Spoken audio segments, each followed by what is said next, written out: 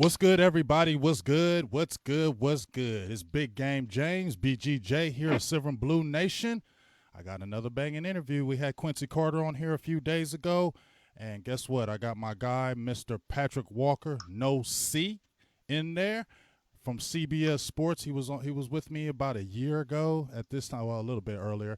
And we had a great talked about Dak Prescott, a lot of things. And guess what? I got him back on here, and he's graced me with his time, and we're going to jump in and talk some Cowboys footballs and some new hirings. What's up, Patrik?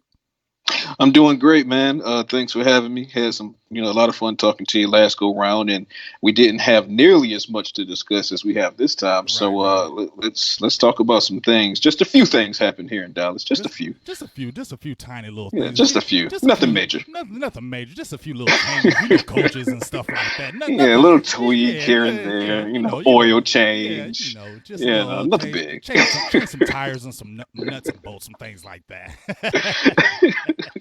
Yeah, sprayed a little bit of WD-40 here and there, but all jokes aside, yeah, it's a massive sweeping change for the Cowboys within the coaching staff, and it's one that's not been seen since the early 2000s, and the Cowboys are hoping that it's one that will finally yield some fruit for them. Obviously, they haven't been to the NFC Championship or better since the mid 1990s.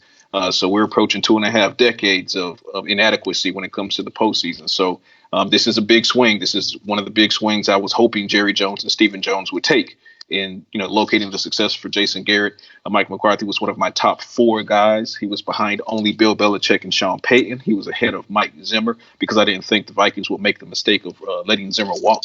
But I'm a happy man right now, seeing McCarthy walk up in Frisco and start getting some things done. Yeah, I'm definitely excited. He was one of my top guys as far as the pro ranks. As soon as his name came up and people were talking about him, I instantly said I want him to be the guy because I felt like Dallas needed that tough nose, that hardcore kind of Dallas. I feel like that's what the Cowboys need as far as a coach, man. That's just my feelings. But obviously, he was introduced yesterday at the press conference. This is the 9th head coach in the Dallas Cowboy history. You checked it out yesterday. What were kind of your thoughts about the interview his press conference?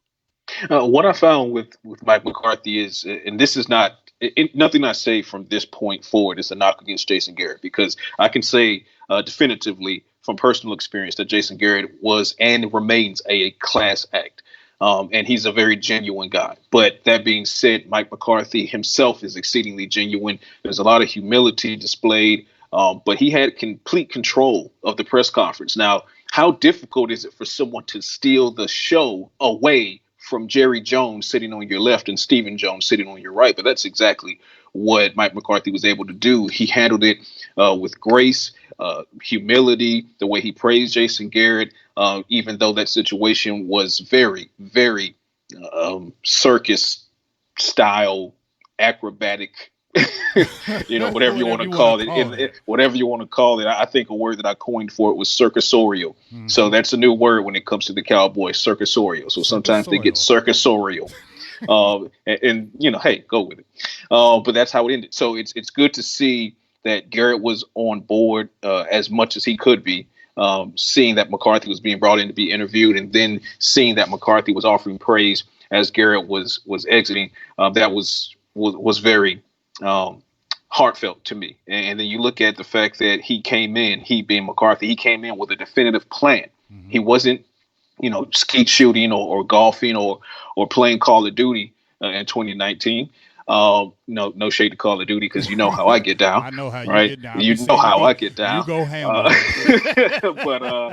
But that being said, McCarthy, he formed a special prep squad, for lack of a better way to put it, with close friends like Jim Haslett and several others, to make sure that he was evolving as a head coach before he got his new opportunity. And he's ready to hit the ground running. You see, he's already brought in Mike Nolan. And of course, all of this is pending finalization, right? Because at the very last second, someone could back out. But barring a last minute U-turn from anyone, he goes out and he poaches Mike Nolan from the New Orleans Saints as defensive coordinator. He brings in John Fassel. I believe that's how you pronounce it. Fassel. Fassel, whatever. Not so. I'm just calling him Bones. Hey, Bones. All right. So he goes and gets Bones, right? Mm-hmm. From the Los Angeles Rams, which is to me not so arguably the best special teams coordinator in the entire NFL. He went and got Jim Tomsula for the defensive line coach. Of course, the addition of Tomsula and Mike Nolan means it's a goodbye to Rob Marinelli. I think it was time for that to happen anyway. Marinelli was no longer under contract anyway. And then, of course, as you saw with my columns and my tweets and posts and my other radio spots, I was really harping on the belief that he would attempt to retain Kellen Moore, and that's exactly what he did. And of course, Kellen had to make the decision between remaining here or taking up a post at the University of Washington. And sources have confirmed to me over the past few days that the expectation is, in fact, Kellen will return. So this, as it stands on paper, is shaping up to be quite the super staff under Mike McCarthy. Once he gets these position coaches nailed down, which will also help tell the tale of how potent his staff will be going forward. I love what Mike McCarthy said in the press conference. I love how he handled himself. None of that was scripted. I mean, he even laughed in the beginning when he said, "Hey, I should have had a scripted response like Jerry," but it was genuine. Instead, you saw him fighting back tears. That shows you how serious he's taking the opportunity to not only return to the NFL, but to coach the Cowboys. Right. And he becomes the first coach in NFL history to lead the Packers and the Cowboys. And if he can, get this sixth Lombardi for Dallas, he'll be the first coach in NFL history to have ever done that for those two iconic franchises. So great hire by the Cowboys. I'm all in on Mike McCarthy. Yeah, I'm definitely all in. I'm super excited to see what's going to happen as far as, like you said, you got Mike Nolan, you got Tom Sula, Philbin, Fossil, and then now I wanted to ask you, there's a few more spots that are, need to be taken care of. Do you see any more kind of big names being brought in? I believe Drayton, they're looking at him, the Texas running back coach, and then we don't know what's going to happen with John Kitna. Do you think they're going to bring a John Kitna back? Because I'm not going to lie, I was really hyped when they got Kitna in the fold and how much he improved Dak Prescott. Do you think they're going to keep John Kitna? Kitna has a chance. I spoke with some people on yesterday who have some good knowledge on the situation, have kind of been keeping me abreast, and they're the ones who've kind of been nudging me towards some of these potential candidates that will come in. Like, for example, in the column, the coaching column that I wrote, dissecting who is in, who's out, and who's probably on the way. A couple of days ago, Drayton was one of the guys that I named that you should keep an eye on, and now here we are. He's scheduled to have an interview with the Cowboys and potentially push Gary Brown out. And of course, Drayton has a couple of seasons under his belt at Ohio State with Ezekiel Elliott. So that should work out well if he does, in fact, receive an offer and then accepts the offer. But that's how the running backs coach situation is settling out. As far as Kitna is concerned, he has a shot to convince McCarthy he should return. I personally, 100% solely my opinion, I believe that Kitna should be brought back. I believe there's clear value in what he's shown in only 1 year tethered to Dak Prescott. It turned out to be a career season for Dak Prescott. I believe that the duo of Kitna plus Moore is what helped level up Prescott. And I believe that with Kellen back, you have to bring Kitna back as well. Now, McCarthy, he has his guys, right? We're seeing his guys, Tom Sula, Bones, Nolan. I put out there as far as linebackers coach, keep an eye on someone like Jim Haslett, who was a part of his prep squad for 2019 and has experience as a defensive coordinator and linebackers coach in the NFL.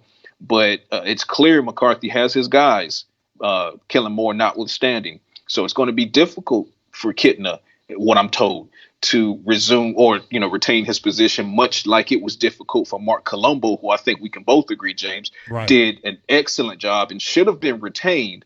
But that also lets you know that McCarthy, again, he has a definitive plan, and unless you can blow him away either prior to his arrival or now that he's here in the next few days, because he's moving quickly. Unless you can really, tug his ear, you're probably not going to have a great chance. So does Kitna have a shot? Yeah, he absolutely does. But is he guaranteed the spot? No, far from guaranteed. We'll see how it shakes out, though. Well, I think that's the biggest thing that a lot of people were wondering, even when they had the press conference. I think John Jock Taylor threw a little question out there for Jerry and Mike, is he going to be able to and put on his own staff? Is he going to be able to do his own thing? And I think that's the biggest thing where everybody was watching. Can he be able to pick his own staff? And Jerry's not going to be able to do that. And that's one of the things that we got to be able to see right here. So I was excited about that. Now, you wrote an article and you had like a 6-point kind of presentation about what the Cowboys need to do to get back to this, to be Super Bowl contenders. All right. So with that being said, the first one that you had mentioned was big time coach. You got a Mike McCarthy in there. He was your number one guy. Now, do you think, when we're going to go through the steps, Dak Prescott, do you think they're going to franchise him, or do you think they're going to go ahead and sign him and knock that out first? Well, the goal for the Cowboys has always been to extend Dak Prescott. I can confirm they put at least 3 separate offers in front of him, beginning with the conclusion of Tank's deal in May. So once that was concluded, they immediately turned their energy to signing Dak Prescott for the long term. First offer didn't fly, second offer didn't fly, third offer didn't fly. So we're talking multiple offers here. Now Prescott, as predicted, as I projected he would do over the course of the entire summer, he was going to do 2 things, James. He was going to play the market in his favor, and then he probably was going to bet big on himself. The market thing worked out fantastically. You saw Russell Wilson land the deal, and that set the ceiling. You saw Carson Wentz land his deal. You saw Jared Goff land his deal. So then the question for Dak Prescott became, okay, well, now that the value has gone up and I can command a bit more money, should I sign now, or should I bet big on myself in 2019 and revisit in 2020 for potentially a historic deal? That's what he did. And for 50 to 75% of the season, he was playing at an MVP caliber click. Also keeping in mind, this is a guy, he had a bit of a downturn in production in December, but it was also tethered to, a large part of that was tethered to his sprained AC joint in his shoulder. And you combine that downturn with the injury, plus a team's wide receiver and tight end unit that led the league in drops, and he still had 4,902 yards passing, 30 touchdowns with only 11 interceptions. Pay him, and pay him expeditiously. My point number 2 in my 6-step plan is to ignore the franchise tag when it comes to Dak Prescott. Right. Don't talk to me about the franchise tag when it comes to Dak Prescott. The only way I want to see a tag on Prescott is if he absolutely outright refuses to sign the extension right now this offseason. That's possible, and here's why. Based on what I've been told, it's not so much the money that's the issue between the Cowboys and Dak Prescott in these contract talks. The money, for the most part, they're in the same front yard. Okay. It's the time, it's the length of the contract offer. The Cowboys are trying to lock him in for the long term, something that mirrors what they did with Ezekiel Elliott, so that they can have them both for the better part of a decade. Dak Prescott, however, and his new representation, CAA, which is, we both know, no stranger to this negotiation or big deals at all. CAA would like to run a bit shorter. So they would like to run something like a 3 or 4 year deal, which allows them to revisit for a potential re-up again under the new collective bargaining agreement once it is in effect. So that's the only disconnect here. Cowboys want to go long. Dak Prescott's representation wants to go short. And now it's just a question of, can they meet somewhere in the middle? That could happen this offseason. And if it doesn't, that's when you apply the franchise tag. But if you can avoid it at any cost, go ahead, pay him, give him the historic deal. The market dictates it. His play dictates it. His value to the team dictates it. You now have a new head coach who is all in on Dak Prescott. If you heard what he said about Prescott in the press conference yesterday, he's all in on Prescott for the future. There was no Matt Rule versus Cam Newton kind of indecisiveness. McCarthy said, this is the guy, for lack of a better way to put it. So you got to get Dak locked in. Don't give me the franchise tag on Dak unless at the witching hour he's like, you know what, I'm still not ready. Okay, by all means, here's $26.7 million. And that still gives them until mid-July to work out another deal. Keep that in mind. So just because they slap him with the franchise tag, if it happens here in a couple months, doesn't mean he has to sign it. They still have until mid-July in order to work something out. So we'll see how long that takes. Excuse me. But that's my point number 2 for success for the Cowboys. All right, so now we're jumping to point number 3, Amari Cooper. I've been big on Amari Cooper. Everybody's like, well, he ain't getting no Julio Jones number. He ain't none of them guys. Don't be paying him. He been dropping balls. He didn't show up in some games, this and that. Come on. sign Amari Cooper. You need to keep. My thing is this, Pat. If you just brought this guy and you're in a win now mode, why would you break up this team when you got Ezekiel Elliott, you got a Dak Prescott, and you got Amari Cooper? Excuse me. Why would you break that up? You wouldn't. You feel me? What's going to take to get Amari in there? I'm right there with you. Here's my stance on it. So for those that are saying, well, you don't need Amari Cooper because Michael Gallup just came off without his first 1,000-yard season in only 2 years. Here's why that's the incorrect frame of thought as far as I am concerned. I feel like that's discounting the value of Amari and saying that if you remove him from the field, Gallup is automatically a 1,000-yard receiver. Now, you will not meet a bigger hive guy for Michael Gallup than me. Mm-hmm. You won't. Mm-hmm. That being said, the way you deliver Super Bowls in Dallas is you have to give Dallas the Irving Harper. Okay. Yes. You got to give Dallas the Pearson Hill. Yes. Right. Their most dominant receiving cores over the course of the team's history has included two, a 1A and a 1B. Amari Cooper is the 1A. Mm-hmm. We need to stop discounting the 1A simply because the 1B has been dominant. Right.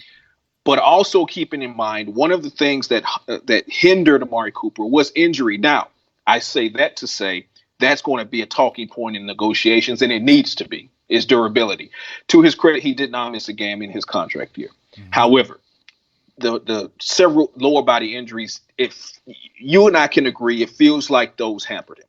And then you look at the poor rotational management, and whether you want to blame Kellen Moore for that, whether you want to blame Sanjay Lal, who is now fired. Mm-hmm.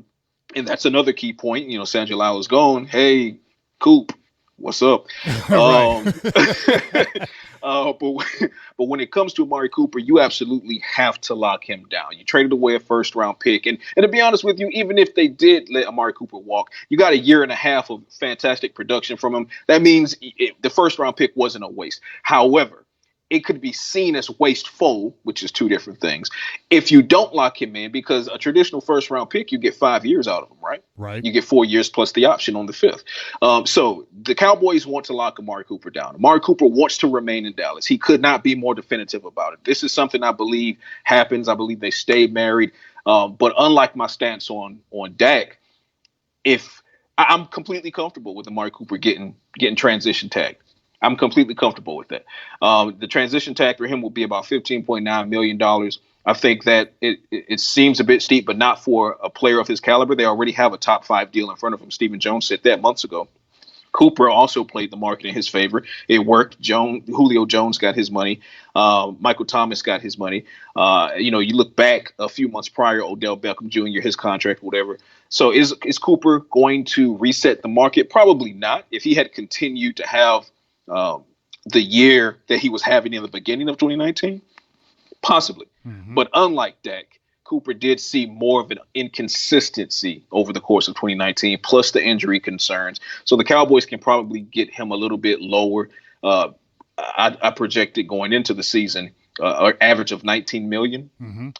I'm comfortable now scaling that back to maybe 18. Mm-hmm. But the interesting part about it is the franchise tag is $18.5 million.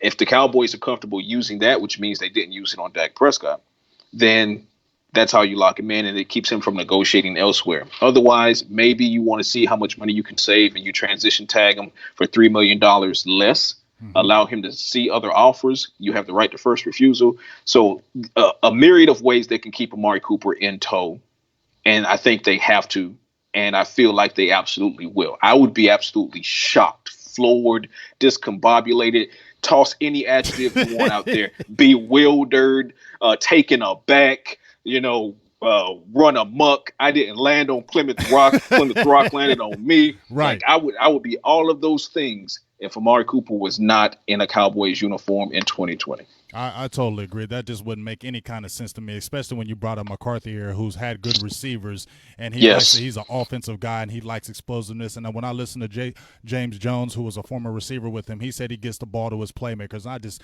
don't see any way that he just lets him walk. It just doesn't make any kind of sense to me.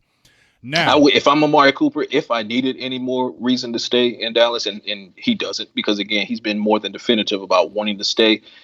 Look at the elation on the face of Randall Cobb. Cobb is a free agent right now, and I right. just penned an article that pretty much said that McCarthy's presence here is now essentially going to make it difficult for Cobb to leave. Mm-hmm. But if I'm Amari Cooper, I'm looking at Cobb like, wow, look at this relationship.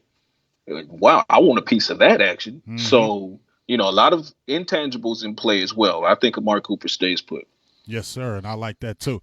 Now we're going to go to your fourth point, and a lot of people have been talking about this right here, Byron Jones. Now, I love Byron Jones, but the interceptions does stand out. A lot of people are like, you know what, he's not going to get that top dollar money. Let's move on. The cornerbacks, I said the Cowboys still need to draft a cornerback in this draft regardless, because you still have Anthony Brown. He's a free agent. I don't know if he comes back. Jordan Lewis and Cheeto are going to be in their last year of their deals, and I said a long time ago that they should move Cheeto to safety when he got drafted, that he should possibly go to safety. Even when I interviewed him, I said, would you play safety? He said, nah, I'm a corner. I said, maybe you should play safety. That's just my opinion. What do you think What do you think happens with Byron Jones, and are they going to draft a cornerback? Because a lot of people have been talking about that 17th pick. What's going to happen? I think that the Cowboys need to do both of those things, and that brings us to point 4, which is retain Byron Jones and select a cornerback in the 2020 NFL draft. Now, here's the problem that fans typically have. They always feel that you got to do one thing or another, right? You always got to have an apple or an orange. You can't have the apple and the orange. Something's wrong there. Well, no, I call that the produce section at the grocery store. Okay.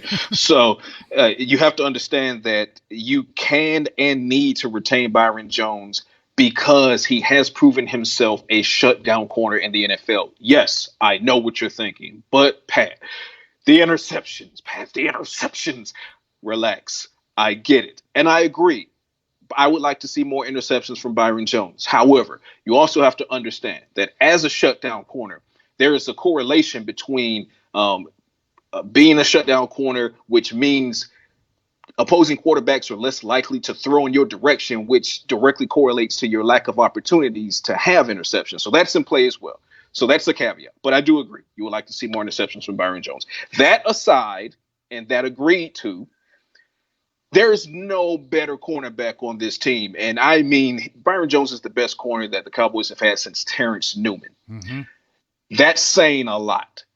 Now, if you want to let Byron Jones walk and, he goes to another team and just becomes I'm not even going to say becomes an all-pro. He was an all-pro last year, right? I just don't see how you let him go. And then you saw a huge regression on Chidobe Awuzie in year 2. So you're going to see Chidobe take a step back. And then you're going to look at Byron, who missed the first game in his NFL career in late December because of injury. That shows his durability. So he's durable. Right. He shuts receivers down. He erases receivers and tight ends on demand. This is the guy you want to let walk as you sit there and complain about Chidobe Awuzie not turning his head around. This is the guy you want to see walk after finally getting Jordan Lewis on the field as a starter. No, what you want to do is retain Byron Jones, whether it be in the Cooper situation, Dak situation, tying to Byron Jones as far as the tags are concerned. Right. If you don't use a franchise tag on Dak Prescott, then you can use a franchise tag and or transition tag on Cooper, which leaves another one free that you could use on Jones as a break glass in case of emergency type situation. I say you retain Jones. He wants to be here just as badly as Cooper and Dak do. The Cowboys want him, obviously.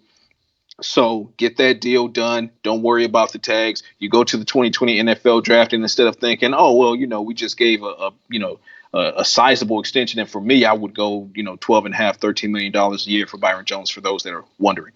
But you give that deal to Byron Jones, and you still need to go into the NFL draft thinking early day 2 for cornerback. Yeah. Early day 2. My thought process is you get a guy in here who will either allow you to put Jordan Lewis on the outside opposite Byron Jones, or keep Jordan Lewis as the starting nickel slot corner, and get you an impact guy that can play outside the hashes opposite Byron Jones. 2 different ways you can work it, but it needs to be worked, because I'm not confident at the moment that Chidobe Awuzie is going to suddenly take a huge step in year 3. He might very well do so, but I didn't see anything in year 2 that would indicate that.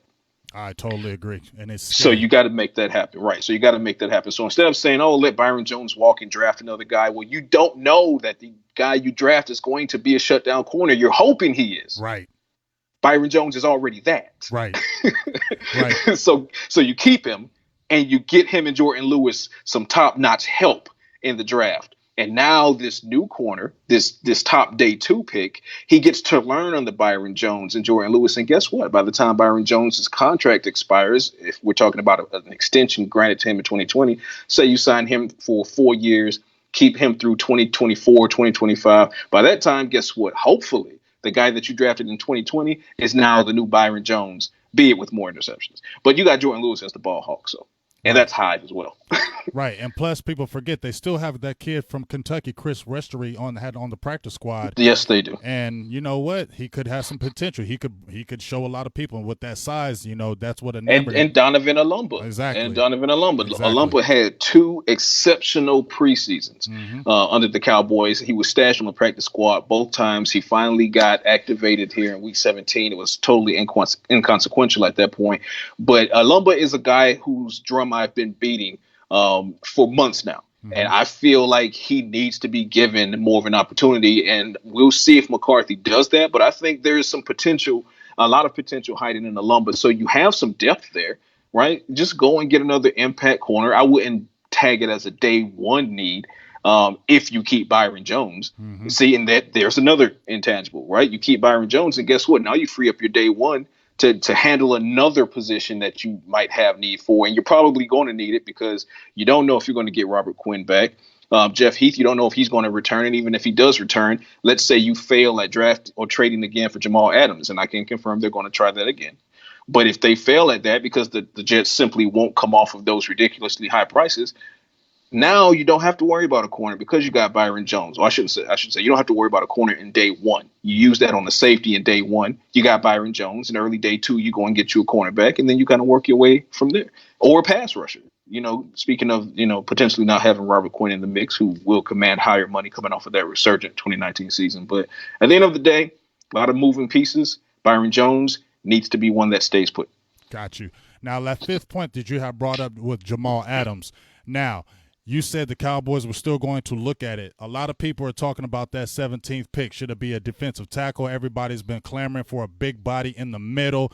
They don't have it. They got a lot of free agents on the board on the defensive line. Do they really go hard at Jamal Adams in this offseason, or do they address like a defensive tackle with that 17th pick? They're going to go hard at Jamal Adams. Let's take a step back and look at the macro.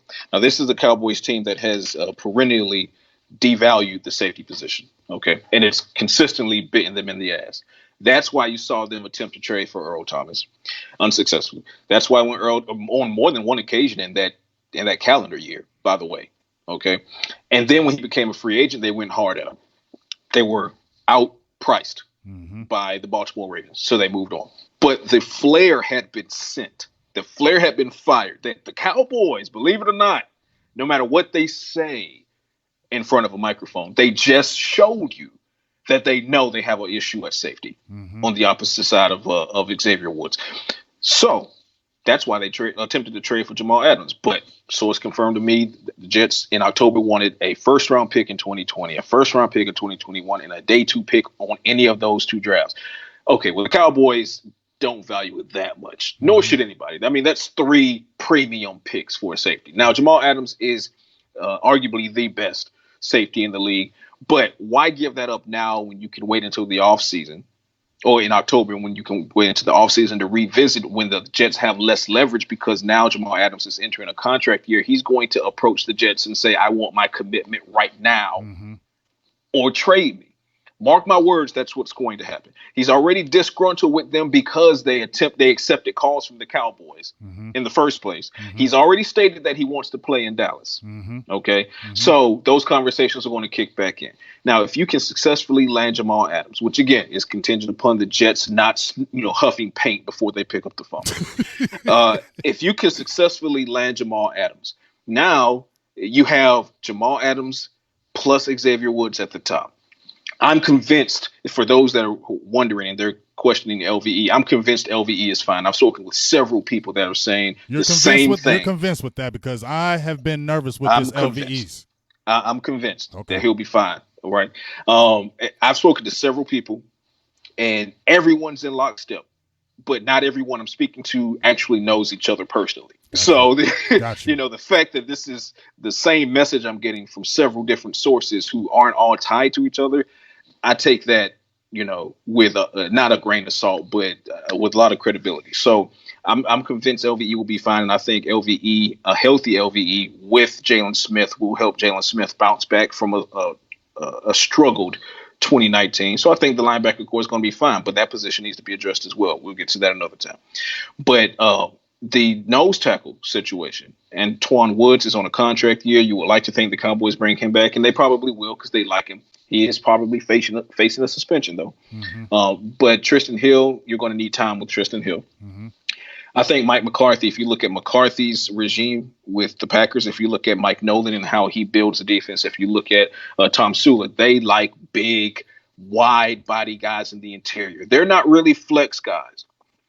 The way they typically handle theirs, if you look at like Deron Payne with the Redskins, that was a Tom Sula pick, right? Mm-hmm. If you look at that, they don't necessarily like guys who can play well at multiple spots. They want guys who are elite at a particular spot. Mm-hmm.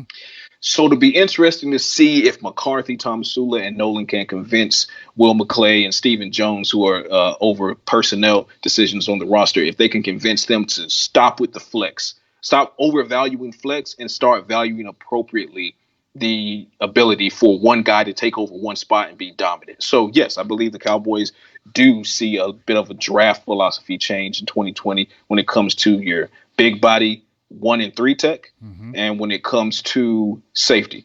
So we'll see how that goes, but exciting times right now. All right, and we're going to finish it off with your last one. And I've been screaming this when it first happened. I was screaming it, and I've been screaming to people like, man, leave Witten alone. Leave Witten. I will not leave him alone. I will not leave him alone. I love you. You need to retire now. I need to see Blake Jarwin, that's been my guy for I don't know however. Come on, you talking since 2017 when he was undrafted. I was sitting there saying, get this guy on the field. And when Jason Witten said, I'm coming back, I was mad as hell, Pat. I was like, oh, here we go. Oh, I'm only gonna play 20% of the snaps. That's a lie. You played 78%. I told you guys. Dog, man. I told you guys that was a lie. Now that was the narrative that was being pumped back in January and February, and I specifically wrote a column and said, and literally in that headline, I said it's laughable. It's absolutely laughable. And people said, oh, well, maybe. No, maybe. I'm telling you right now that Blake Jarwin will not see anywhere near 30% of the snaps. Right. Jason Witten is going to be that guy. And that's actually what turned out. And you know me, I'm chief of the high for Blake Jarwin. When most people were pumping the Rico Gathers train, right? They were smelling the Rico Gathers gas. Lord. Pat, you don't know what you're talking about. And, I get that a lot, so I'm not worried about that. But, hey, I'm filing nails because at the end of the day, Rico Gathers is exactly what I thought Rico Gathers would be or would not be. And now that Rico Gathers is gone and people are seeing that Blake Jarwin is, in fact, a playmaker, the problem was the Cowboys felt obligated. The Cowboys under Jason Garrett felt more obligated to give those extra snaps to Jason Witten because he's the future Hall of Famer, because he's the legend in the organization, and they mishandled it. And it cost them games. It cost them third down conversions. It cost them touchdowns. It's time to end the romance with Jason Witten. That said, this is not a knock to Jason Witten's ability. It's simply saying that I no longer believe he's the best tight end option on the roster. I also believe that he's growing long in the tooth now. Even though he took a year off, his 520 some odd yards receiving was solid, but it was also the second lowest of his career behind only his rookie season. The plays that they were calling for Jason Witten, a lot of those required yak. Okay. Jason Witten is not a yards after catch guy. You know who is? Blake Jarwin. So point number 5, is it 5 or 6? Well, one of my main points is the Cowboys have to end the Jason Witten romance. Now, Witten said he'll make his decision on his NFL future quickly. He said that a week ago. Still no word. I think it'll come down, though. And I also think it was tied to what was going to happen with Jason Garrett, his longtime coach and good friend. Mike McCarthy is now here. Mike McCarthy is very decisive in what he wants to do going forward. I feel like Mike McCarthy needs to look Jerry Jones and Stephen Jones in the eye and say, you know what? Even if Jason Witten chooses to not retire, respectfully, I would like to move forward at the position. What is moving forward look like to Patrik? It looks like Blake Jarwin is your number one, with Dalton Schultz having competition to be your number two, and the competition needs to come via the NFL draft. Now, that, of course, that's contingent upon who's available in free agency. For those that are wondering, do we go and get Eric Ebron? That sounds sexy. I've been liking him. Tell me about that. it. That sounds sexy, but here's why it's not going to happen. Yes, it's a new regime coaching-wise, but Stephen Jones is still running the money. Okay, so the Cowboys are not going to be big players in the first wave of free agency, and Eric Ebron will last all of 2 seconds in free agency. So you're going to have to overpay to get him. Cowboys aren't going to overpay to get a guy from the outside. So Jarwin is your number one. You go and you prioritize tight end in the draft. Bring that kid in. Have him challenge Dalton Schultz. Now you have 3, and then you go and maybe day 3 or even in the undrafted pool, you go and you grab 2 more guys. Now you have a nice, robust battle behind Blake Jarwin over the course of training camp to figure out who's going, how it sorts itself out for September. But that's how it needs to happen going forward. The plan can't be to allow Witten to remain unless James McCarthy is willing to reduce his snap count by a great amount. And a gigantic amount. And Witten has to be amicable to this. Yes. He has to be, because Witten is the uber competitor. Yes, and he don't want to. He ain't never took a backseat since he's been there. And he's not trying to. So he'll say all the right things in the moment as far as, I'm here to mentor. No, right. You are not. No, you're not. He's like Brett Favre and them. I ain't here to mentor you. You learn on your own. And you know what? I respect that because I'm also a super competitor. But at the same time, you also have to know when it's time to move on from a situation, because your value there is now becoming more of an obstacle to others who can help the team win. So if you are, in fact, the definitive team guy that I know he is, that we all know he is, Witten needs to take a good, hard look in the mirror and ask himself, what's better for the Cowboys in 2020, him returning or him not returning? And for my money, I think it's not returning and finally ascending Blake Jarwin as successor and making him that playmaker. For those saying, oh, well, Blake can't block, watch some film. Thanks in advance.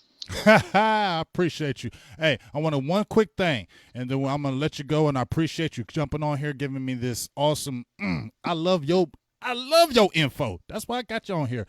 But thank you, sir. But does Randy Gregory ever play for Dallas Cowboys again? If you're a betting man, the answer is yes. And here, I knew you thought I was going to say no, right? Yeah, sir, I've never been predictable. But I'm also not being unpredictable for the sake of being unpredictable. This is just the reality of the situation. There's a reason the Cowboys gave him a minor contract extension to keep him on board. Based on everything that I'm hearing behind the scenes, Randy Gregory is doing well. However, they want to make sure his foundation is absolutely solid before he attempts to come back into football. They moved his mom and dad to the Dallas area to help with his support system. The Cowboys continue to remain all in on the mental health of Randy Gregory. And for those that would like to compare him to David Irving, I urge you to do research on mental illness and the difference between that and simple pain management, which is what David Irving is claiming was the reason that he was enjoying or were utilizing marijuana. Randy Gregory is clinically diagnosed as with bipolar disorder and clinical anxiety.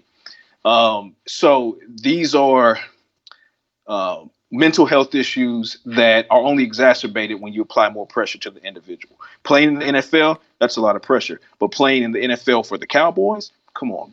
That's 10 million times pressure. So that's the problem. Well, I should say not the problem, but that's the situation. The problem, if we want to talk about the problem is the NFL and their antiquated treatment of marijuana. Okay, so Jerry Jones has led the charge along with the NFLPA in presenting proposals to the NFL and the commissioner to try to destigmatize marijuana and lift the ban on it. As I've been speaking with individuals, there is some progress being made there.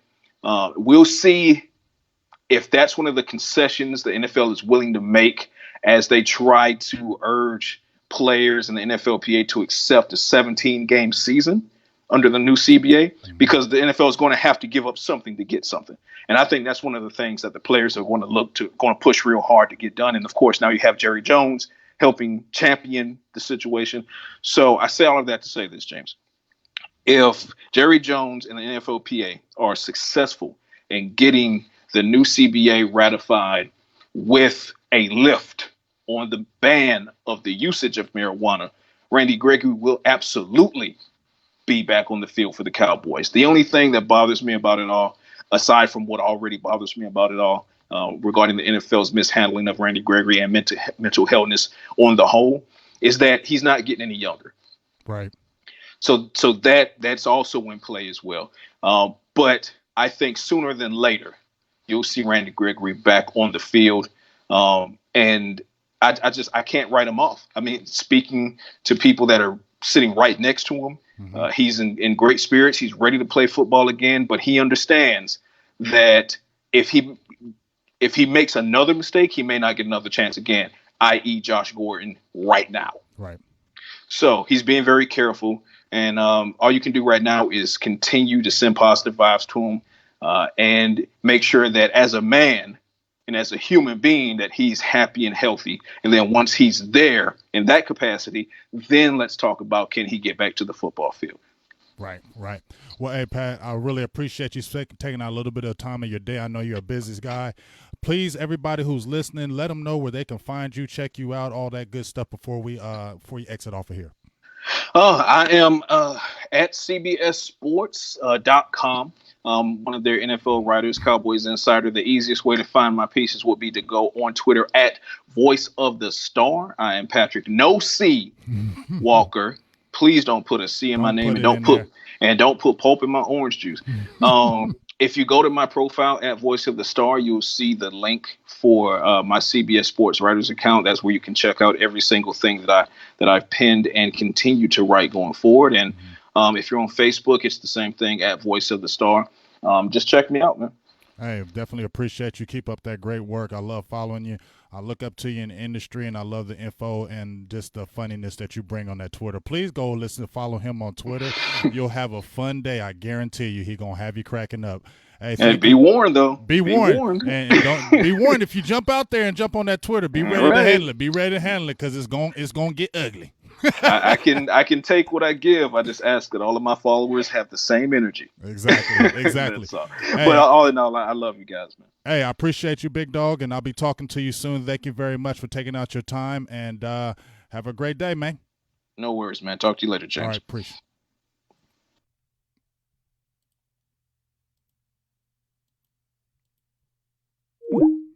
All right, so great talk from Mr. Patrik Walker. Had a great time with him. He graced me last time. We talked last April. We had a great talk, and just had a great time today, too. Always coming with that thorough info. He's a great insider, so if you want to check him out, please go to his Twitter account, just like he said. He always comes with that good info, and pretty much it's always on point. That's why I really mess with him, and he's just been a great guy for me. So I'm not going to talk too much longer because he basically hit a lot of stuff that I was already questioning in my own head, and those 6 points is what I wanted to talk about because a lot of those points that he had on those 6 points that we went over, I had those same points except the Byron Jones thing because I was still the interceptions, and I wonder how much do they want to pay him. So I was kind of iffy on that. So we'll see how that kind of plays out, and we'll see how it plays out in this draft. I really like what he was saying about the change of philosophy about the flex position with the defensive tackle, Tom Sula, McCarthy, Mike Nolan. They like those big body guys. So a lot of times when the Cowboys fans have been screaming for that big body. We need a big tackle. We need a big tackle. I think we might finally have it because these guys that Mike McCarthy has brought on board value it. So I think there's finally going to be a changing of the guard as far as the defense goes and the defensive philosophies, safety, defensive tackle. We'll see if it's going to be a 3-4 or a 4-3 with Mike Nolan. I believe it's going to be more of like a flex position where they'll be able to go back and forth, but we'll see how that happens. One last thing before I get out of here, Kenny Gant. I just had the interview with Quincy Carter a couple of days ago, and I have been talking with Kenny Gant because I wanted to bring him on. We've been talking back and forth. He actually hit me up today right before this interview, before I talked to Patrik, and he said, hey, let's make this happen tonight. So if Kenny Gant gets back with me today, we're going with that interview tonight. So please keep abreast. I'll be posting to let you guys know because I've been really I met Kenny at the Miami game. We had a great talk. We kicked it. We had a great time. He kicked it with my family. He's a great guy, and I just would love to talk about those 90s and what was going on back then, Jimmy Johnson, and even his thoughts on the Cowboys right now, the state of the Cowboys, and even his thoughts with the Mike McCarthy hire. So please stay tuned. I will keep you guys abreast with that. If he does make it happen, that interview is going down today. We'll have it on Silver and Blue Nation or the YouTube page, Silver and Blue Nation. Just make sure you keep your eyes on it. We'll continue to keep on posting the latest news. As I said, I posted on my Big Game James. Thank you. Shout out to my guy, Jamie Odea. He's been feeding me with that good info, as well as Angel Fleming, my guy Ryan Humford. I got so many people that, I'm out there on this grind doing so many things, and they always got my back, hit me with that good info. So I appreciate y'all. I love y'all. I appreciate everybody who was in this feed today. Thank you. Continue to be a supporter of Silver and Blue Nation, Big Game James. We'll try to get that interview today with Kenny Gant. I think it'll be a really awesome interview. And, we're going to keep on grinding over here. Got some big things going to come up. Some people hit me up on some possibly big things. I'm really excited. Moving into the future with Silver and Blue Nation, Big Game James. Got some real big things coming up. Some people hit me up. So please continue to support, like, and share. And let's do this. I'm excited about the hire of Mike McCarthy. He was my number one guy as far as the pro ranks, and it came true. And I think the skies are looking up, and I'm not going to say Super Bowl or anything like that. I'm not going to jump out there and say, oh, we're going to the Super Bowl now. But I do say it does seem like a new horizon. I like the toughness. I think that's what the Dallas Cowboys need. They're better when they get a tough coach on them and not that Hollywood-type atmosphere. And I believe Mike McCarthy is going to instill that. And they don't have the buddy-buddy system where you have all these former coaches, players that play with the Cowboys. Now they're coaches. Now I feel like we don't need that buddy-buddy system. It needs to be some more hardcore nastiness. And that's what I want to see what the Cowboys going to bring. So that being said, appreciate everybody who was in the feed. Appreciate everybody who was listening.